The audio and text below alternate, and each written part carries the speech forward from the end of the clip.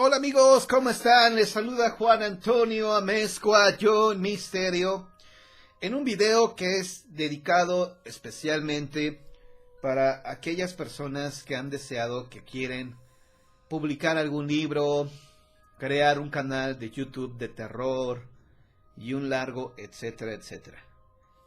Me han pedido que les dé consejos de cómo narrar historias de terror, cómo escribirlas y etcétera. Quizá no soy el indicado, tal vez no soy el indicado para hacerlo. Nunca me he sentido así como una autoridad en el sentido de, mira, esto, haz aquello, no hagas esto, etcétera, etcétera, ¿no? Como que siempre, no sé si sea un problema mío, no sé si sea correcto o no, pero la soberbia o el egocentrismo no es algo tan arraigado en mi persona. A veces es necesario pues decir lo que uno es, ¿no? Y lo que hemos logrado, porque también lo he comentado en algunas ocasiones. Cuando tú no hablas de tus logros, cuando tú no le platicas a la gente quién eres y qué has logrado y qué has hecho, a veces nadie más lo comenta.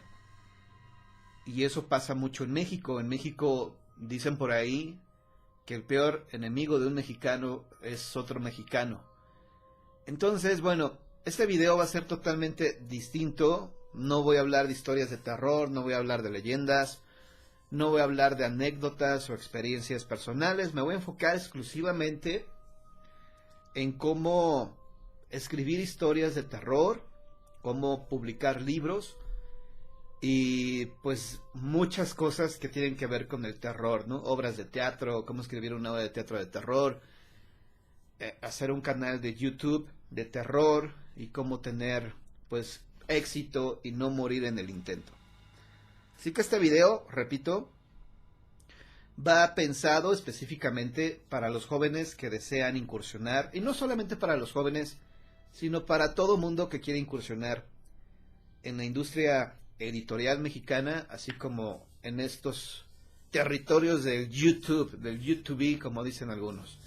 Miren, primero lo más importante, digo, igual ustedes me preguntan, bueno, ¿y quién eres tú? Digo, a lo mejor este video lo ve alguien que no me conoce y quizás se pregunte, ¿quién eres tú como para darme consejos a mí?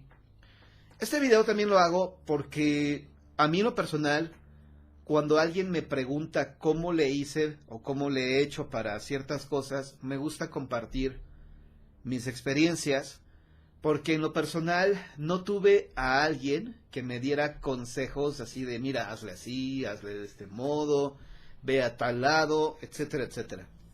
Todo lo tuve que ir aprendiendo conforme a la marcha, ¿no? Ahora sí que, pues, tuve que batallar en algunas cosas y así fue como poco a poco he logrado, creo yo, conseguir éxito en algunas circunstancias o en algunas cosas. Bueno, lo primero y lo más importante, en la actualidad tengo 33 libros publicados, 32 de ellos con una editorial que se llama Delfín Editorial, y tengo un libro que es independiente, que lo hice con una editorial que se llama Alebrijes. El hecho de que yo tenga 33 libros, pues eso nos indica que he tenido pues la inteligencia en primer lugar de escribirlos. He tenido éxito porque se han vendido en todo el país, en ferias internacionales del libro como en la de Guadalajara, en la de Monterrey, en la del Zócalo capitalino. Ahí han puesto a la venta mis libros y se han vendido con éxito. Tengo 33 libros y como muchas veces me preguntan, ¿cómo le haces para escribir tus historias de terror? Bueno, me voy a enfocar hoy en el puro terror, ya que tengo libros de valores, libros sobre la Segunda Guerra Mundial, pero hoy me voy a enfocar exclusivamente al terror, a las historias de terror. Miren, ¿cómo escribo mis libros de terror? Antes que nada, debo de mencionar algo muy importante. Yo como profesionista, yo soy licenciado en periodismo, soy egresado de una escuela que se llama Carlos Septién García en la Ciudad de México. Ahí estudié 4 años y pues realicé mi servicio social, realicé mi tesis. Y durante esos 4 años que yo estudié periodismo, cada semestre fueron en total 8 semestres. En cada semestre siempre llevábamos redacción los 8 semestres. Siempre llevamos redacción. Es decir, durante 4 años aprendí a redactar, aprendí a escribir. Es bien importante aprender, obviamente, a escribir, pero algo obvio, eso sí te lo digo para que no te desmotives, para que no te sientas mal. Quiero decirte que a lo mejor tú tienes una gran ilusión por escribir una historia de terror, pero no estudiaste ninguna carrera que tuviera que ver con pues, la literatura, comunicación. A lo mejor estudiaste o tienes otra carrera, a lo mejor eres doctor, a lo mejor eres abogado, a lo mejor eres músico, no sé.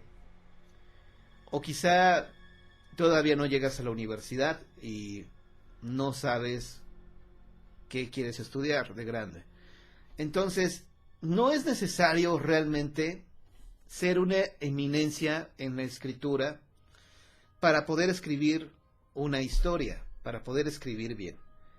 Hay muchos periodistas que son totalmente empíricos, es decir, que no estudiaron en alguna escuela de periodismo, y dicen por ahí, y es muy cierto, la experiencia hace al maestro.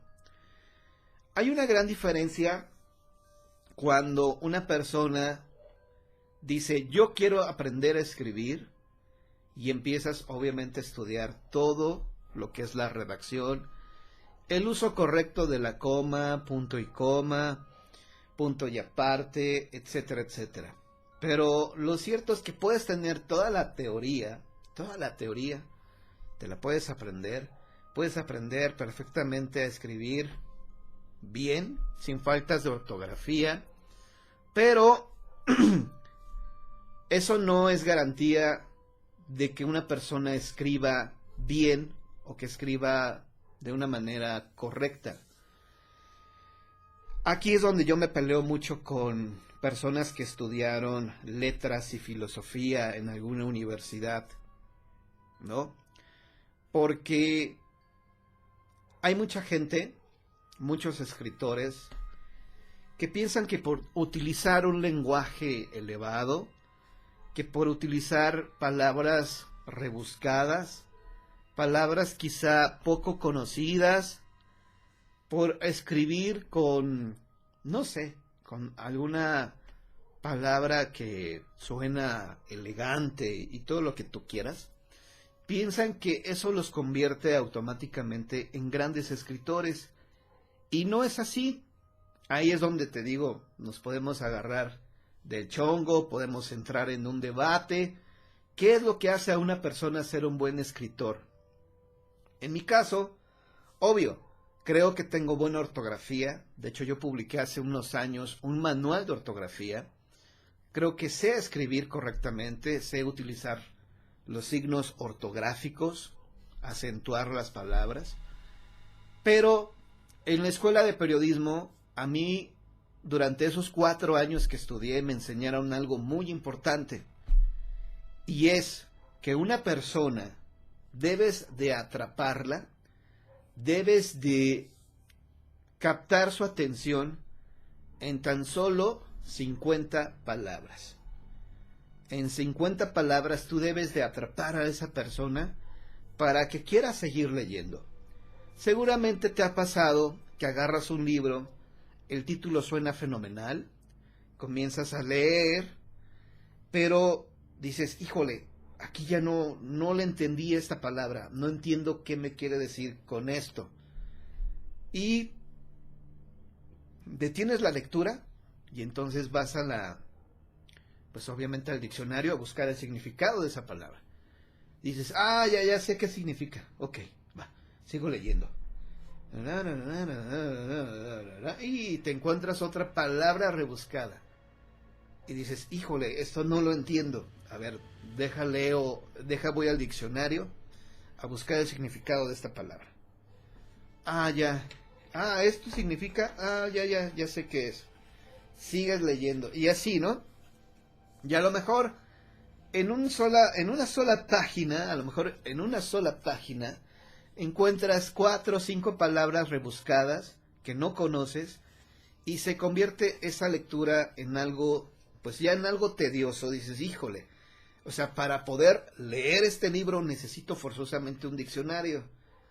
Y hay gente que dice, híjole, qué flojera, bye, adiós, y avientan el libro.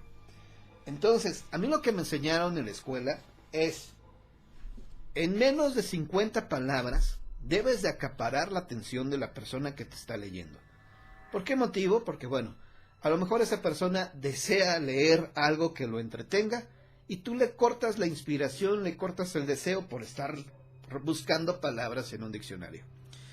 ¿Qué tienes que hacer entonces?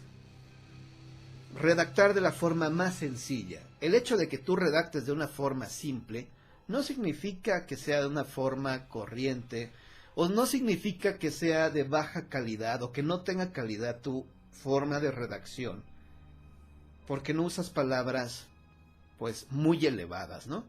Es bien importante utilizar palabras sencillas, que la persona que cuando lo lea diga, ya lo leí, ya leí toda esta página, voy con la segunda página, estoy leyendo la tercera.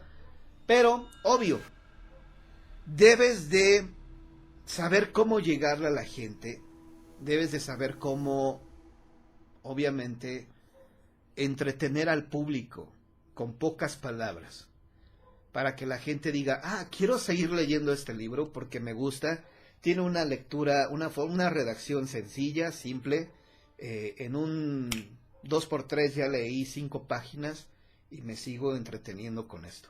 Entonces, tienes que aprender a redactar de una forma sencilla. A mí me decían en la escuela, no utilices más de 50 palabras por párrafo. No utilices más de 50 palabras por párrafo.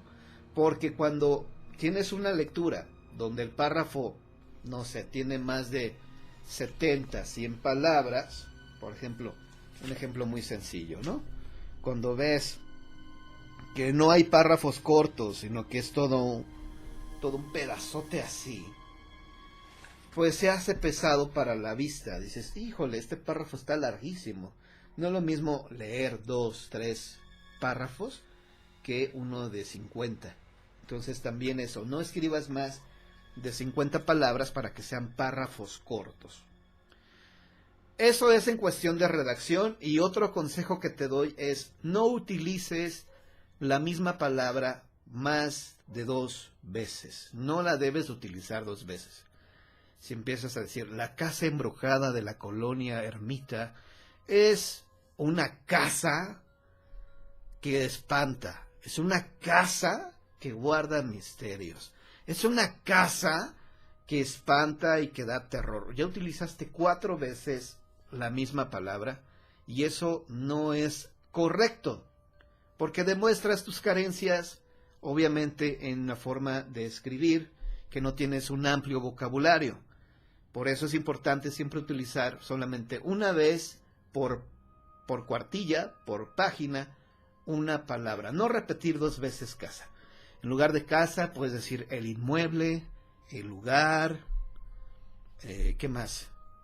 En lugar de casa puedes decir la cueva del terror, etcétera, etcétera. Esos son consejos de redacción, ¿ok? Ahora, creo que eso, sería lo más sencillo. A lo mejor se te puede ir una falta de ortografía, se te puede ir una coma, se te puede ir un acento, pero vaya, no pasa nada, no es algo grave, no es algo terrible que digas, híjole, ya no escribas. No naciste para eso, porque aquí me repetiste 2 palabras. No es cierto. Todos, vaya, no hay alguna persona que haya nacido sabiendo todo, ¿no? Nadie nace sabiendo, todo es conforme vas aprendiendo a escribir y todo este rollo. Bueno, eso es en cuestión de redacción. Ya les dije, no utilizar más de 50 palabras por párrafo, no repetir palabras. ¿Qué más? No utilizar palabras rebuscadas que solamente tú conozcas, dando o creyendo que alguien más lo va a entender. No funciona así. Vaya, es bien importante que manejes un lenguaje sencillo, claro, para que la gente empiece a leer y se entretenga con esa lectura. Otro consejo que les puedo dar, porque me piden muchos consejos de cómo puedo escribir una historia de terror. ¿Cómo puedo escribir una historia? De hecho, me acuerdo hace ya varios años, hace muchos años que estaba yo en una feria del libro. Iba a decir feria del terror y no. Estaba yo en una feria del libro y se acercó a mí una escritora que le costó mucho trabajo escribir su libro de cuentos. Y me dice, y ella se sorprendía, obviamente, pues de la cantidad de libros que ya tenía publicados, muchas historias, muchos cuentos, novelas. Y me decía, ¿cómo le haces? ¿De dónde sacas la imaginación para escribir una historia de terror? Bueno, eso pues ya, la imaginación es algo que ya debes de traer desde pequeño, ¿no? Yo, por ejemplo, veo no solamente a mi hija, sino veo a los niños que apenas tienen 3, 4 años, 5 añitos. Tú ves cómo agarran 2 juguetes, o a veces ni siquiera tienen un juguete. A lo mejor agarran cualquier cosa que se encuentren, por ejemplo, pueden agarrar esta USB y para ellos su imaginación les dice que esa USB es un carro. Y entonces andan ahí, porque en su imaginación esto no es una USB, es un carro. Entonces la imaginación, pues ya viene, la tenemos desde pequeños, viene de toda la vida. Cuando observas algo, no sé, ves las nubes en el cielo y dices, mira, esa nube tiene forma de un borreguito. Mira, esa nube tiene forma de Cristo, ¿no? O, esa nube tiene forma de pájaro, no sé.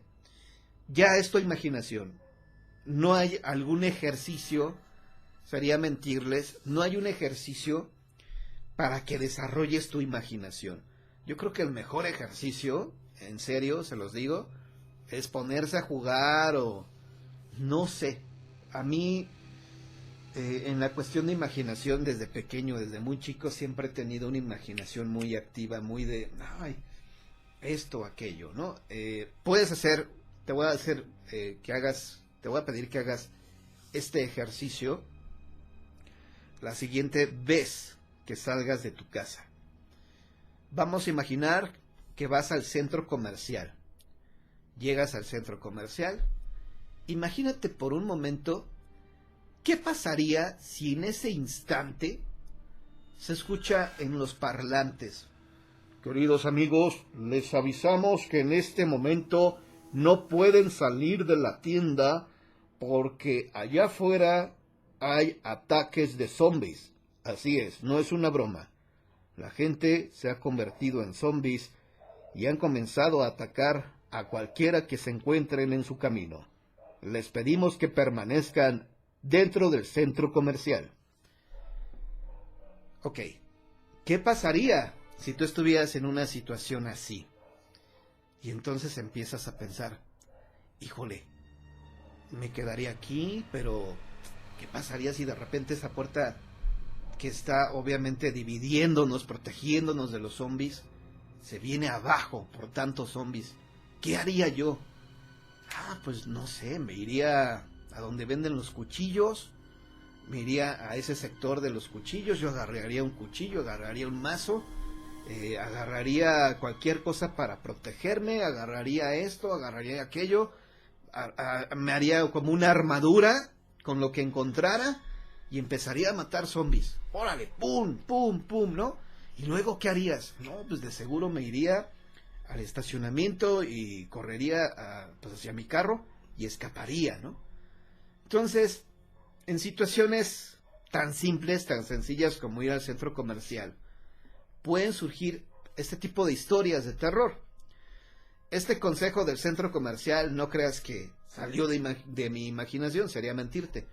Este ejemplo tan sencillo lo da el maestro del terror Stephen King. Él decía que cuando iba al centro comercial constantemente se figuraba situaciones así horribles, extrañas, sobrenaturales. Y de hecho esto lo vemos en su novela La Niebla, que todo acontece, todo ocurre en un pequeño centro comercial, en una tienda de abarrotes, ¿no? Bueno, no solamente es de abarrotes, venden de todo un poco, todo ocurre dentro de esa tienda. Y entonces te puedes dar cuenta que en situaciones ordinarias pueden ocurrir cosas muy, muy espeluznantes. No sé, la próxima vez que vayas a la iglesia, imagínate que vas a misa y que de repente hay una oleada de posesiones satánicas y no sé, o puedes ir a un concierto y puedes imaginarte que durante el concierto pasan cosas terribles, aparece no sé, un monstruo y se come a los de la primera fila, etcétera, etcétera. Entonces la primera vez, o mejor dicho, la próxima vez que salgas de tu casa, imagínate una situación así catastrófica, una situación de este tipo. Ese es un buen ejercicio que te puedo dar. Ahora, si no quieres batallar o vas empezando para escribir una historia, no te compliques la existencia. Escribe una historia de un hecho de la vida real que te hayan contado. Seguramente, sin temor a equivocarme, ya te han platicado 5, 6, 7, 10 historias de terror. Alguna historia que te haya impactado, alguna historia que te haya dado miedo. Esa historia que te platicaron puede ser tu historia, puede ser tu primera historia de terror que escribas. Puedes escribir en primera persona. Primera persona es cuando tú estás narrando lo que estás viviendo. Tercera persona cuando estás narrando lo que alguien más vio que ocurrió, que aconteció. Entonces, de ahí puede surgir tu primera historia de terror, que redactes en primera persona o en tercera persona algo que a ti te hayan contado. Solo que aquí lo importante es que le des elementos de una historia, un cuento. ¿Cómo se hace eso? ¿Cómo se le agregan elementos de cuento? Que digas, era una noche fría, o de repente comenzó a llover de una manera extraña. Nunca había llovido con tanta intensidad en enero. La temperatura bajó drásticamente y de repente, a la distancia, comencé a escuchar que ladraban los perros. Algo inusual ocurría en esa colonia. Yo llegué a mi casa, me acosté en el sofá y de repente escuché un terrible aullido. Era el aullido de un lobo. Parecía que era un lobo humano. Tal vez era algo diferente. Ir dando esos elementos, ir narrando cómo es el ambiente, si hace calor, si hace frío, si llovía, si no llovía, si era de noche, si era de día, si el día estaba nublado, si hacía mucho sol. Esos elementos son importantes, pero no son lo fundamental. No es lo más importante del relato. Le pasa mucho a Stephen King que da tantos detalles de algunas cosas que para mí en lo personal son a veces innecesarias. Ok, continuamos con este tutorial. Es un tutorial un poquito largo, pero que va a ser de gran utilidad para los que quieren escribir y publicar libros de terror. ¿Ok?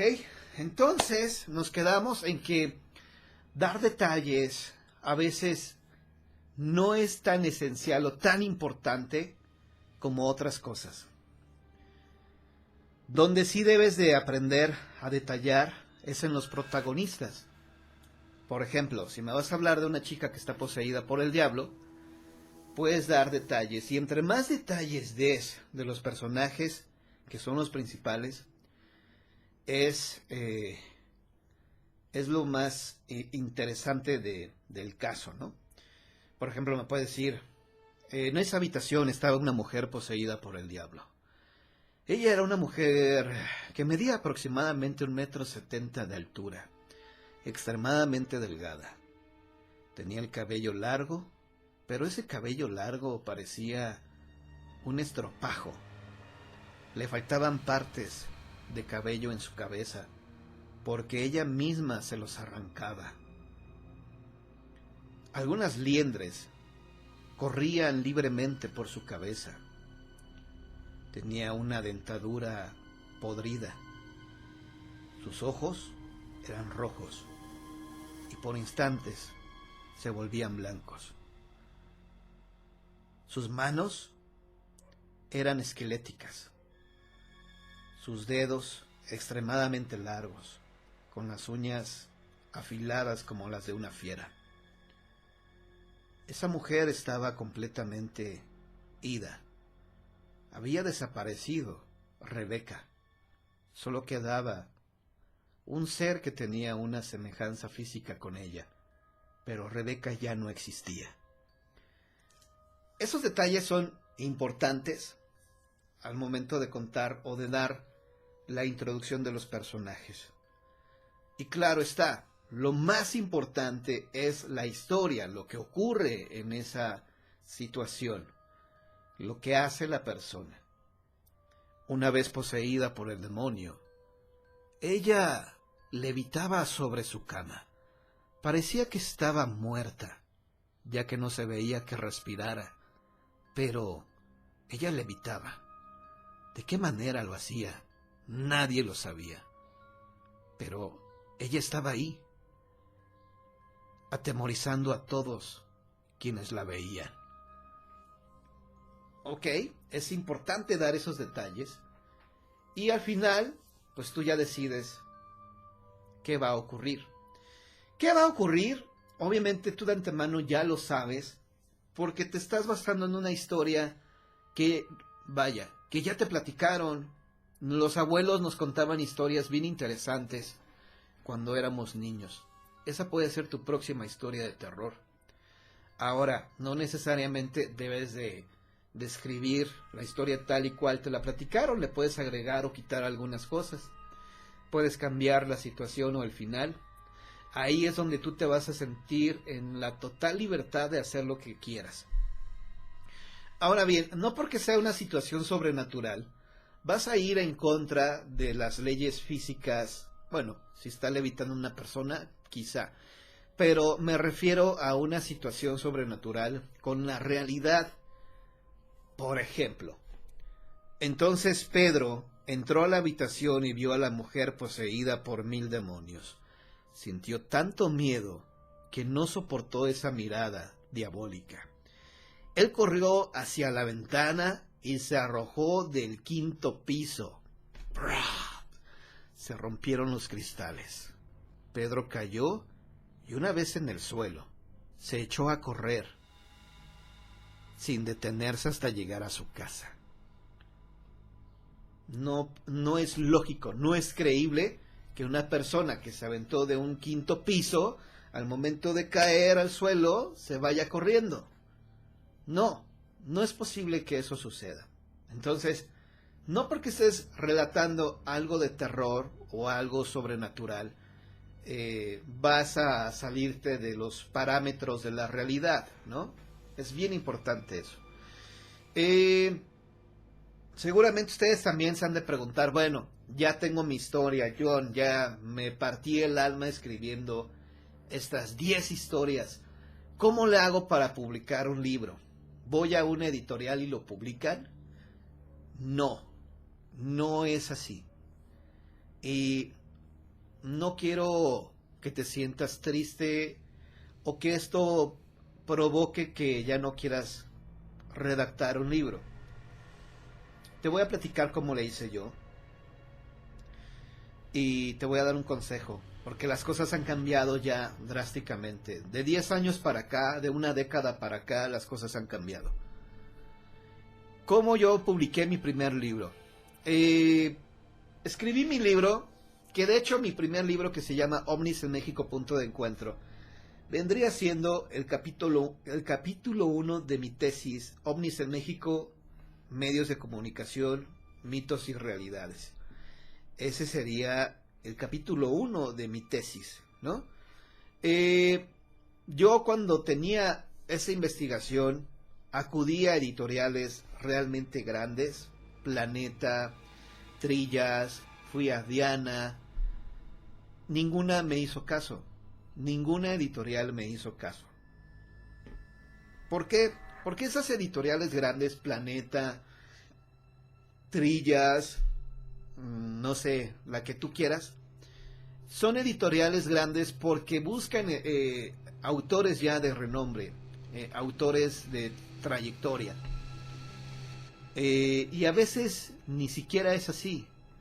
Buscan a bufones que son populares entre la chaviza y les dicen, oye, ¿no quieres publicar un libro con nosotros? Pero pues, yo ni siquiera tengo la preparatoria terminada. No, no te preocupes, mira, lo va a escribir el licenciado Amezcua, que él sí estudió redacción, pero al final, pues no vamos a decir que lo escribió Amezcua, vamos a decir que lo escribiste tú, ¿no? Tú nada más vas a poner tu cara y tus fans, que son millones, lo van a comprar. Y así pasa.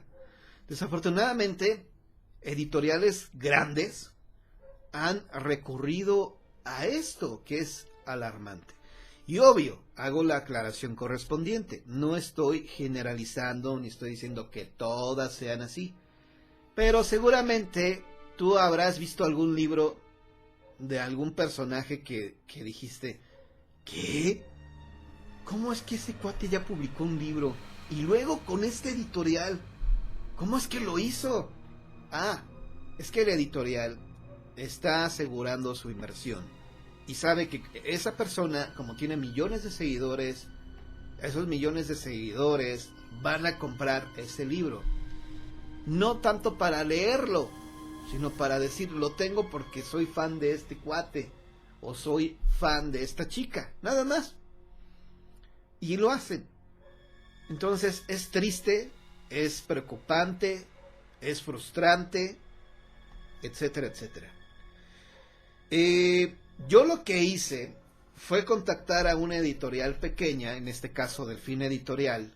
Le escribí al correo que aparecía en el libro, en la página de atrás. Le escribí, le dije, oye, yo soy fulano de tal, escribí este libro, me gustaría que me dieras una oportunidad de publicar con ustedes. Aunque también hago la aclaración, antes de publicar mi primer libro, yo ya había escrito en revistas de circulación nacional. Ya había publicado 500 reportajes, entrevistas, noticias, artículos, crónicas. Ya había escrito 500, o sea, sumando entrevistas, reportajes y todo eso, ya tenía 500 trabajos publicados. Y todo esto obviamente no lo estoy sacando de... Vaya, no lo estoy diciendo por decir. Todo lo tengo yo. Tengo un registro. Ahorita les voy a mostrar. Tengo un registro de todo mi trabajo que yo he venido haciendo. Para que vean que no es mentira. Por ejemplo, aquí tengo una lista de los trabajos que he publicado en revistas de circulación nacional. Entonces, esto es bien importante porque siento que al final fue lo que a mí me abrió la puerta con esta editorial. Mire, y sigo, tengo 3, toda la lista de trabajos que yo ya había publicado en revistas de circulación nacional. Entonces, yo ya me había partido el alma escribiendo en revistas. Yo ya tenía la experiencia de haber escrito en revistas de circulación nacional, o sea, que se vendían en todo México. Yo ya tenía esa experiencia. Hoy en día, quizá eso ya no puedas hacerlo o ya no sea posible, porque la triste realidad es que ya casi no hay revistas, ya no se venden revistas.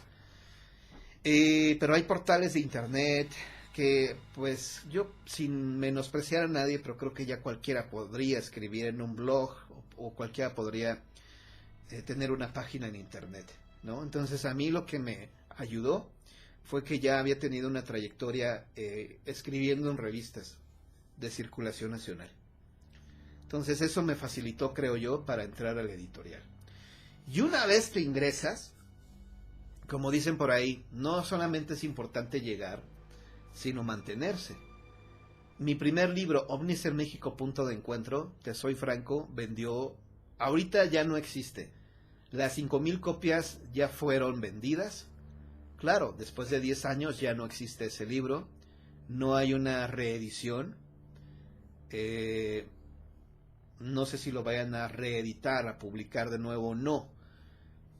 Pero ese primer libro solamente me sirvió para ingresar a este editorial. Pero fueron los libros de fantasmas y hechos sobrenaturales, vampiros y hombres lobo, 50 relatos de fantasmas, casas embrujadas. Esos libros son los que a mí me ayudaron a ir creciendo como escritor, a ir tomando más experiencia como escritor. Entonces, realmente los fantasmas son los que a mí me ayudaron a crecer como escritor. ¿Qué puedes hacer tú? Existe algo que se llama la autopublicación. La autopublicación. Es decir, si no quieres batallar buscando una editorial que muy probablemente te digan no gracias o déjeme su libro y nosotros le avisamos en 3 meses. Nunca te avisan. No te van a decir, ¿qué cree? Ya lo leí y sí me gustó, véngase. No, eso no va a pasar. Aunque esté muy padre tu libro, no va a pasar. La autopublicación es que tú, con tu propio dinero, publiques tus libros. Fue lo que hice yo con el de Historias de Terror para una Noche de Lluvia. Solo mandé a hacer 100 libros. Te doy precios y te digo en cuánto me salió. Hace como 3, 4 años, por mandar a hacer esos 100 libros me cobraron 6,000 pesos. O sea que cada libro me salió en 60 pesos. Pero hoy en día no sé los precios, no sé cuánto estén cobrando por publicar 100 libros. He visto que algunos te cobran hasta 24,000 pesos por 150 libros, por 200 libros. Ya se me hace muy elevado 24,000 pesos por 100 libros, 200. Pues ¿en cuánto tendrías que dar el libro? En mi caso, bueno, sí tengo planeado este año volver a hacer un libro, autopublicarme un libro, pero porque ya tengo respaldo de 10 años de carrera como escritor. Tengo una cantidad importante de gente que me lee. La prueba está que la última pieza, el último ejemplar que tenía de ese libro de historias de terror para una noche de lluvia, lo subasté entre mis seguidores, entre los lectores, y por ese libro me pagaron, nada más para que te des una idea, digo, a lo mejor no es mucho, a lo mejor es poco, me dieron 1,000 pesos, 1,000 pesos por ese libro. Pero ya era el último, ya no hay más libros. El que lo compró lo tiene en su colección y el que no, nunca va a decir o no podrá decir, tengo la colección completa de Juan Antonio Amezcua, porque te falta ese libro. Y pues no vas a tener completa tu colección. Así de sencillo. Entonces, esos son los consejos que les puedo dar en caso de que quieran incursionar en el mundo literario de escribir un libro. ¿Con quién venderías? Ya que mandas a hacer tus 100 libros, ¿con quién los vendes? Ah, pues mira, aquí ya entra el apoyo de tus amigos, de tus familiares, pero pues a lo mejor entre tus amigos y familiares, a lo mejor a lo mucho puedes vender 10, 15. ¿Qué vas a hacer con el resto? Ah, bueno, pues los pones en venta en tus redes sociales, puedes visitar editoriales, puedes visitar librerías y decirles, mira, te dejo a comisión estos 5 libros, o cuánto me cobras porque lo tengas aquí en exhibición.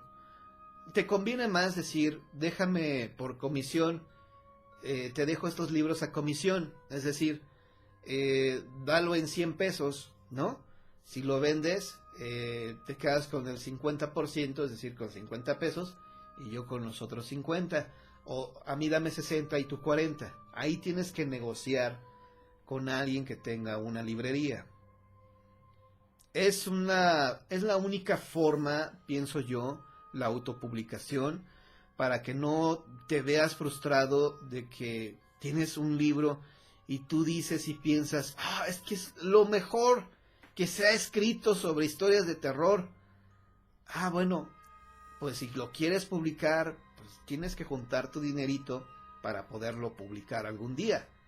Y entonces, pues igual y tienes suerte y tienes el libro éxito y entonces llega a oídos, o vas y te postulas ahora sí con alguna editorial y a lo mejor tienes suerte y te contratan. Esto le ocurrió a Odín Dupeirón, que es el actor que hace la obra de teatro A Vivir, con su primer libro de Colorín Colorado. Este cuento aún no ha acabado.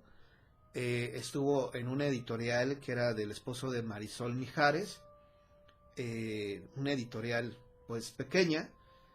Tiene el libro, comienza a tener éxito y entonces Diana se entera de ese libro y se lo compra, le compra los derechos a Odín Dupeirón para publicarlo. Hay algo muy importante que se me había pasado mencionar. Cuando ya tengas tu libro terminado, regístralo en derechos de autor. Desafortunadamente hoy en día, por la pandemia, se ha hecho muy lento este registro de derechos de autor. Porque te dan cita y a lo mejor tienes cita hasta dentro de 3 meses, que fue lo que a mí me pasó. A mí me urgía registrar unas obras de teatro. Saqué mi registro en septiembre y me dieron cita hasta diciembre. Hasta diciembre, en serio, y no les miento. Pero ese día que fui a derechos de autor, ese mismo día me dieron mi registro. Entonces, dije, valió la pena porque ese mismo día llegas, entregas tu material y pagas en el banco y ya te dan tu registro. Entonces ya no te hacen ir de nuevo. Eso es por lo de la pandemia. Antes era ir y dejabas tu material y en 15 días regresabas y ya te entregaban tu registro de derechos de autor. Pues básicamente eso sería todo. Creo que si me pongo a narrarles o mejor dicho, si me quedo todavía aquí diciéndoles cómo narrar historias para YouTube y cómo escribir historias de terror para el teatro, me aventaría todavía 1 hora más. Mejor eso lo vamos a dejar en pausa. Y claro, si ustedes me lo piden y lo solicitan, con mucho gusto les hago un nuevo video donde ahora sí les hable de YouTube y de cómo escribir historias de terror para el teatro, que es completamente diferente y es un reto muy grande, muy grande. Nada más, igual ustedes me pueden preguntar, oye John, ¿y qué tal eres tú para escribir terror para el teatro? Bueno, nada más te digo que hace como 3 años creo, una de mis obras para teatro en corto, porque era en ese teatro, en esa temporada se buscaban historias para teatro en corto, se hizo un casting, fuimos más de 50 dramaturgos, 50 personas participando para ganar uno de los 6 lugares, y yo gané uno de esos 6 lugares. Es decir, en esa ocasión para poder presentar tu obra en Art House, México, que está allá en el sur, tenías que ganar el casting. Y yo lo gané, fui uno de los 6 afortunados, y tengo entendido que habían participado más de 50 obras. Entonces, creo que como escritor, pues soy bueno, porque pues yo nunca he tenido un padrino, vaya, a mí nadie me ha apadrinado, nadie me ha recomendado. Yo solo con mi talento como escritor me he recomendado, ¿no? Y he ganado casting, he ganado concursos para poder presentar mis historias. Así que bueno, creo que algo bueno sé hacer para obviamente meterme ahí, ¿no? Queridos amigos, les agradezco mucho que hayan visto este video. Ojalá que les haya servido. Si tienen alguna duda, algún comentario, ya saben, pueden preguntarme con toda confianza. Y no me ofrezco a dar algún taller presencial o algo así en línea. Tampoco me ofrezco para asesorarlos personalmente, porque honestamente tengo muy poco tiempo. Y siempre ando a las carreras, entonces no tendría tiempo como para dar un curso o algún taller. Quizá algún día lo haga, algún día que diga, bueno, tengo tiempo libre para apoyar a nuevos escritores, quizá lo haga y asesore a los nuevos talentos dentro del mundo literario del terror en México. Por lo mientras, pues cualquier cosa, cualquier duda, con mucho gusto. Aquí estoy, y también yo sigo aprendiendo. No quiero sonar soberbio o decir que yo lo sé todo, obviamente no. Yo sigo aprendiendo al igual que ustedes. Siempre aprendo, y lo más importante de todo esto, la constancia es lo que hará que realmente aprendas a escribir, a cantar, a dibujar, a bailar, lo que quieras. El mejor maestro y lo mejor es la constancia. O sea, la constancia, el hecho de que te pongas a escribir, no a diario, pero a lo mejor en una semana te sientas 2-3 veces enfrente de la computadora y escribes una historia. La dejas reposar, como yo así le digo, y en 2 días te sientas de nuevo y sigues escribiendo. Y a lo mejor lo que escribiste anteriormente ya no te gustó y le cambias algo. Y así es esto. Así es como uno va escribiendo sus propias historias de terror. Les mando un fuerte abrazo. Ojalá que este video les haya gustado y les sirva para el futuro. ¿Va? Un abrazo enorme y sincero de su amigo Juan Antonio Mezcua, John Misterio.